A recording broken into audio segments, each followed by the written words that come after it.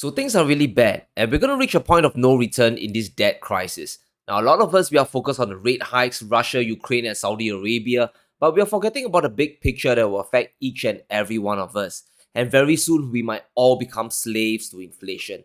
Now, I'm not joking here, guys. We are literally months away from the United States hitting the debt ceiling once again, and this is a reminder that government spending is out of control. Now, the US debt is nearing $31.3 trillion dollars, and the debt ceiling is just below 31.4 trillion. Do you see a problem here? It's about to be breached and there's going to be a firestorm to raise the debt ceiling again. Now we have Janet Yellen warning Congress that the debt ceiling has to be raised or the US will default on its debt obligations. And here's the reality. After all the debating is done, all the posturing is finished, the debt ceiling is going to be raised again. I can almost guarantee that they are going to kick the can down the road and raise the limit. We even have crazy ideas such as raising the debt limit to $100 quintillion so that America can borrow money forever. And that is 20 zeros, by the way. And it means an endless amount of deficit spending. So I really want us to focus on what raising the debt ceiling will mean for us and not on a circus show between the Republicans and the Democrats, because the end goal is going to be the same. More spending is going to happen, and everyone, including you and me, we are going to have to pay the inflation tax. Now, we have to understand why the debt ceiling will be raised no matter what. If a debt default happens, especially in 2023, we're going to have a global financial crisis that's going to start in America's bond markets. Now, essentially, if the US defaults, there's going to be two big things that will happen which will collapse the US economy and take down the rest of the world. Now, the first immediate effect is the bond market crashing. Essentially, the US government won't pay the interest on the debt, and we'll see a whole tsunami of bondholders rushing to sell off their US treasuries because they are worthless now. Investors, they'll rush to the exits to get back their principal, but it won't be there.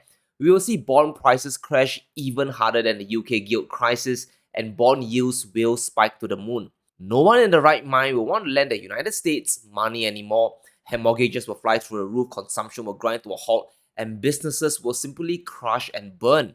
We are looking at an instant recession at best and more likely a Great Depression in America again. But the second effect is even worse, and that is the ultimate excuse for de-dollarization to accelerate. Now, the thing about the national debt is how the US is heavily dependent on other countries to lend them money. We can see that around a third of US debt is held by foreign countries and investors. We are talking about Japan, China, the UK, and more or less the rest of the world. So just think about what a debt default will mean. Now suddenly, their treasuries, they are worthless and they're gonna just de-dollarize. There's no need to hold US dollars anymore to buy American bonds, and they're just gonna cash it out. Maybe China will dump dollars for gold, maybe Japan will start selling dollars for oil, but it really doesn't matter, guys. What matters is prices on commodities and assets are gonna fly to the moon because all the dollars in foreign central banks are gonna come rushing out to buy stuff. And a big portion of it is going to hit back into the United States to buy up property, farmland, and equities in companies. There's going to be runaway inflation in the US if this happens. And that's why I'm very confident they won't default on the debt. They will have no choice but to raise the debt ceiling again and again because defaulting will put the US dollar on life support.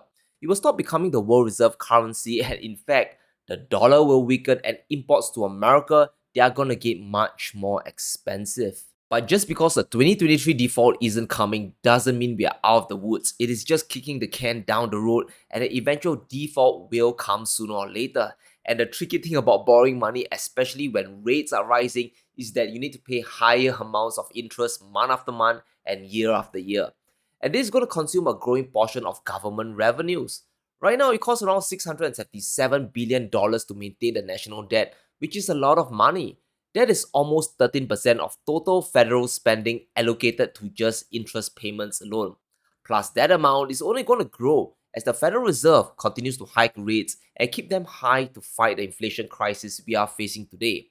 Now, the next two charts are going to be a horror show, and you'll quickly understand why an eventual default is going to come. So what we have here is the growth of the interest payments as a percentage of federal revenues, and it is growing exponentially. In 30 years, the interest payments alone will account for 40% of government revenues, and this is a conservative estimate.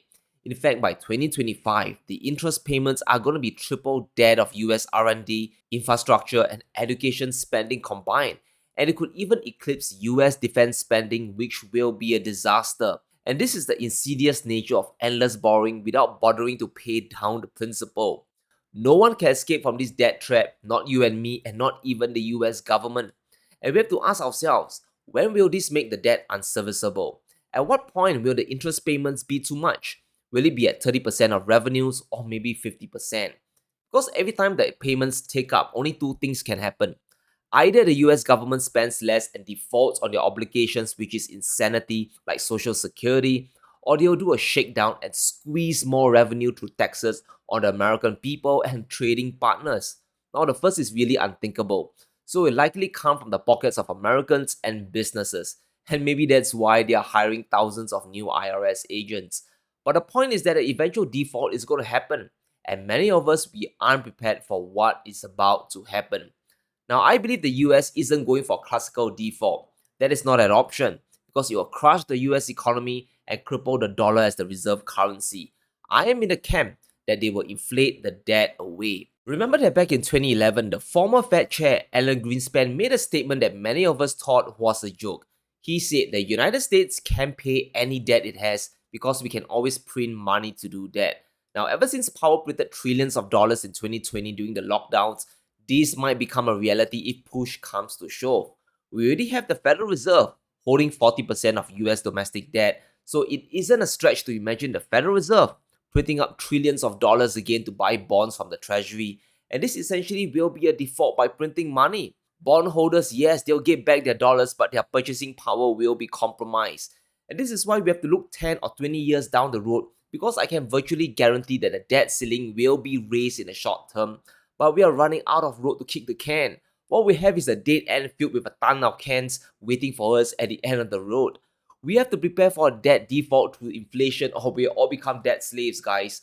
Sure, right now the markets they are bearish and asset prices are starting to crash, but this won't last forever. And we need to have a plan to secure our wealth because inflation isn't going away. The Fed isn't going to magically bring down inflation to below 2% within a few months. And in fact, I believe they will redefine what low inflation is and the new normal will be 3 or even 4% going forward. And that means interest rates are going to stay elevated to keep a cap on inflation. Because if the Fed dares to drop rates to zero now, we're going to see a resurgence of the inflation monster. Now, when it comes to investing in the stock market, we need to be prepared for the new normal. Remember the good old days of 10% return a year in the S&P 500? Those days might not return. We need to remember that the good times were during a period of near zero interest rates. We had 10 years of easy money and that allowed companies to grow ultra fast. And if rates are going to stay high for the extended period of time, maybe it's 5 or even 6%, companies are going to see borrowing costs skyrocket and this will affect their growth. Plus, if a default does happen, we're going to have a confidence crisis in the US stock market. And this is why I'm a big believer in hard assets because they will weather the storm of inflation and a debt default if things get nasty enough. It might be the only solution to help us escape inflation slavery. Now, when it comes to hard assets, I believe real estate and gold are two asset classes that will help us secure our purchasing power, especially in the decades going forward. Now, when it comes to real estate, we have to understand the state of the average person on the street. We are going to see a generation of home buyers who are forever locked out from home ownership. And according to Redfin, US home buyers now need to earn over $107,000 a year to afford a medium price home. That's up 46% from just a year ago. And when you can't pay the mortgage, we have no choice but to pay rent. And that's why we have the CPI for shelter rising non-stop to 6.6%. Because rents are going through the roof. People can't afford a home, so they have no choice but to flood into the rental market. And it's no surprise that we have the big banks like JP Morgan going out to acquire more than $1 billion in single family rentals. They are snapping up rental properties because they know people are going to be priced out as the Federal Reserve keeps hiking rates. Now, locking in a 30-year mortgage at over 6% is crazy high when it was just under 3% a year or two back. So if you have the ability to become a landlord, the rental game is something to consider. Because even if housing prices fall, the mortgage rates are going to keep people away from home ownership. And the second asset class is gold. Now, much more affordable and it goes beyond just becoming an inflation hedge. So right now, every asset class is crashing and gold is down as well. But it's only dropped by 3% compared to the S&P which has fallen by 17%. But gold is an interesting environment today. We are in a stagflation hell where interest rates they are rising, but inflation is sky high as well. So we could have a situation where gold could outperform the stock market for quite a few years because higher rates are going to prevent companies from growing fast. But persistent inflation could wake up more investors into buying more gold. And it's no fun seeing your purchasing power lose 6 or 7% every year. And we could have a sustained move into precious metals coming. We have central banks already buying gold in crazy amounts in 2022, and I believe this is going to continue well into 2023 as well. They know the end game is coming and they are diversifying their holdings into physical gold as a store of value. And if a monetary reset does happen and gold is involved, we will see the price go through the roof. And that's why I have a healthy position in gold and I'm adding more every few months or so, even as the markets continue to trend down, because eventually the markets will turn, power will pivot, and inflation could get much worse. Now, I'm sure a lot of us have heard of the Great Reset coming, and at least to me, I think it's already here. On a local level, we are talking about a wealth divide, and it's going to get worse.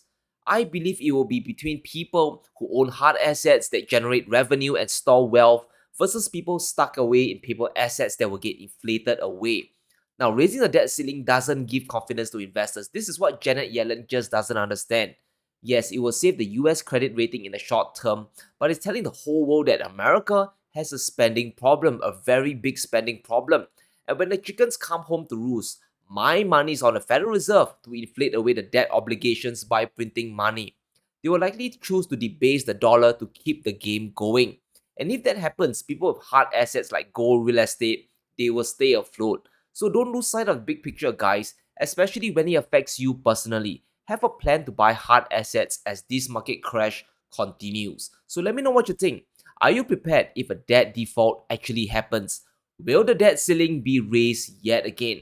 Let me know in the comments below. Stay safe, be sure to smash the like button and subscribe as we navigate through these crazy times.